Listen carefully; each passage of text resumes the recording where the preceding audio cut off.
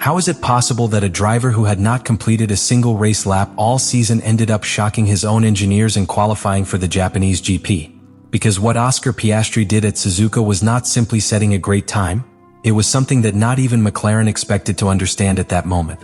And when the data started appearing on the garage screens, everything changed. The weekend at Suzuka didn't start as an opportunity for McLaren. It started as a real threat.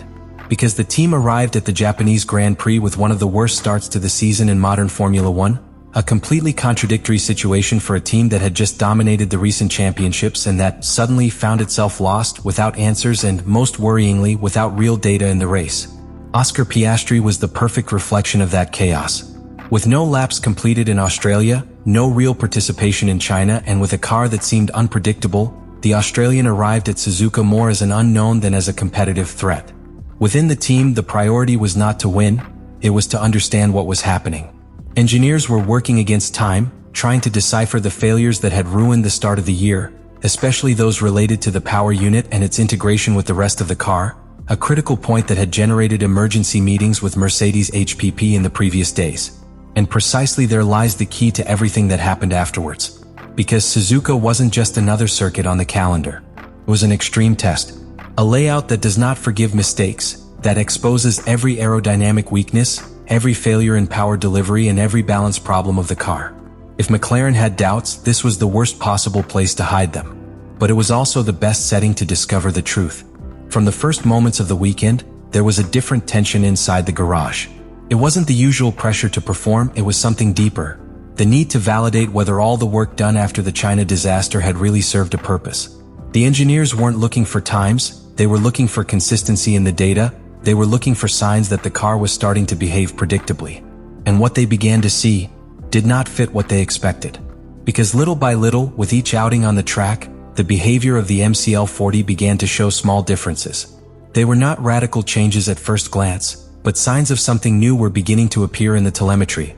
A more stable energy delivery, less power loss at key moments, and above all, an improvement in areas where they were clearly vulnerable before. This generated a first internal reaction: caution. Nobody within McLaren wanted to get ahead of themselves. After what happened in the first two races, any positive sign was viewed with skepticism. The engineers reviewed the data over and over again, looking for inconsistencies, trying to confirm if it was real or simply an illusion caused by specific track conditions. But there was something they couldn't ignore. The car was beginning to respond.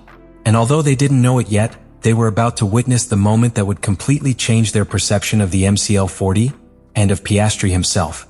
Because what was coming in qualifying was not only going to redefine the weekend, it was going to force the entire team to rethink what they thought they understood about their own car. Qualifying arrived, and with it, the moment that no one within McLaren was prepared to process. Because it was one thing to see small improvements in data during training, and another thing entirely was what Oscar Piastri was about to do when it all really mattered. From the first serious attempt, something began to break the script.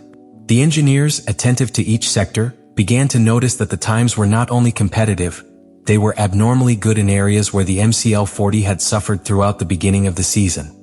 Suzuka's fast corners, that set of twists and turns where aerodynamic balance and driver confidence are everything, were beginning to show a completely new pattern in telemetry. And that's when the turn came. It was not a chaotic lap or at the absolute limit as often happens in qualifying.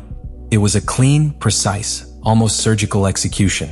Piastri wasn't surviving the car, he was controlling it. Every corner entry, every steering transition, every point of acceleration displayed a level of stability that simply hadn't appeared before all season. Inside the garage, silence was total. Because as the timer continued to tick down, engineers began to focus on something much more important than the final time: real-time data. And what they were seeing was hard to believe. The hybrid system, which had been one of the big headaches in Australia and China, was working in a completely different way. The famous clipping, that loss of energy on a straight line that limited performance, practically disappeared in key sectors. That meant Piastri could maintain power for longer, especially in critical areas like the exit of fast corners. But it wasn't just that. The car's energy efficiency had taken an unexpected leap. The way the MCL40 recovered and deployed energy now perfectly matched the demands of Suzuka, something they had not achieved in previous races. And that, in a circuit where every tenth depends on the balance between aerodynamics and power, made a brutal difference. Engineers began to cross-reference data between sectors. They compared that lap with everything they had recorded from the beginning of the season, and it didn't match. It was literally another car. Or at least, the same car running in a performance window that they had failed to activate before. And that's where the most shocking point of all comes. They didn't know exactly why it was happening. That's the reality. Because although the work with Mercedes HPP had allowed them to better understand the power unit, what they were seeing on the track even exceeded their own internal forecasts. It was as if all the pieces for the first time in the year had fallen into place at the same time, and Piastri had been the only one capable of exploiting it to the fullest at that moment. The reaction within the team was immediate. The engineers began to review the return sector by sector, looking for any indication that would explain this jump in performance. It wasn't just validation, it was necessity. They needed to understand what exactly had changed because they knew that could be the key to saving their season. And as they analyzed each piece of information, a conclusion began to take shape. What they had just witnessed was not a stroke of luck. It was a sign. A sign that the MCL40, that car that had been a mystery for weeks, had finally shown its true potential. And that Oscar Piastri had just been the first to discover it. And then came the real impact, not on the track but inside McLaren.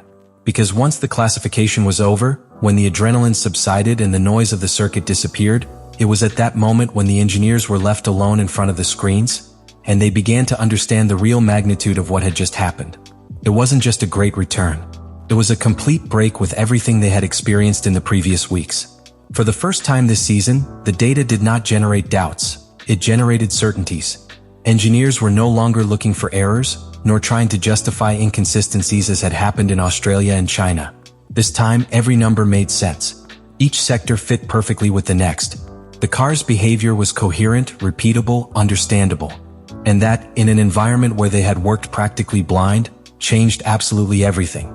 The initial surprise quickly transformed into something much more powerful: confidence. Because what they discovered when analyzing Piastri's lap not only explained the performance at Suzuka, it opened a new direction for the development of the car. That deeper understanding of the power unit, that balance between recovery and energy deployment, was no longer a theory, it was a reality validated in the most demanding scenario possible. And within the team, that generated an immediate change in mentality. McLaren stopped reacting and started projecting. The engineers began to rebuild their entire technical approach around what they had seen on that lap. Adjustments, configurations, energy maps. Everything began to revolve around that new reference point that Piastri had established almost without warning. But there is something even more important. Because this story isn't just about the car, it's about the driver.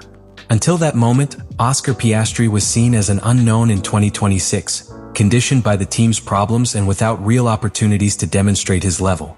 But after Suzuka, that perception changed radically within the garage. Because not all drivers would have been able to do that lap. Not in those conditions. Not with that context. Piastri didn't just take advantage of the performance. He performed it before anyone else. He was the first to understand where the car's real limit was, the first to trust in a behavior that not even his own engineers were completely clear about. And that elevated his figure within the team. From promising pilot to key piece. From that moment on, McLaren had not only found technical answers, it had found a human reference capable of guiding the development of the car in a season that seemed lost weeks ago. And therein lies the true dimension of what happened in Suzuka. Because what started as a simple qualifying lap ended up becoming the turning point of an entire project. The exact moment in which McLaren stopped being lost and began to understand how to win again. And in the end, what happened in Suzuka goes far beyond a simple classification. Because what the McLaren engineers experienced was not just a surprise, it was a moment of revelation. After weeks of doubts, failures, disconnected data, and a car that seemed incomprehensible, in a single lap they found something they had been looking for since the beginning of the season: a clear direction. The return of Oscar Piastri not only showed that the MCL40 had potential, it showed that that potential was already there, waiting to be understood. And that completely changes the panorama. Because when a team goes from not understanding its car to having a real reference, validated on one of the most demanding circuits in the world, everything is transformed.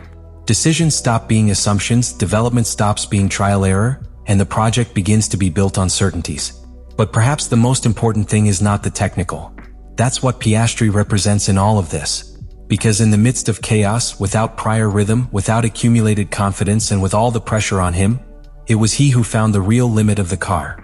It was he who advanced his own engineers in understanding the car. And in Formula One, that is what separates a good driver from someone capable of changing the course of a team. Suzuka was not just a qualification. It was the moment when McLaren was no longer lost. Let me know in the comments what you think about all this.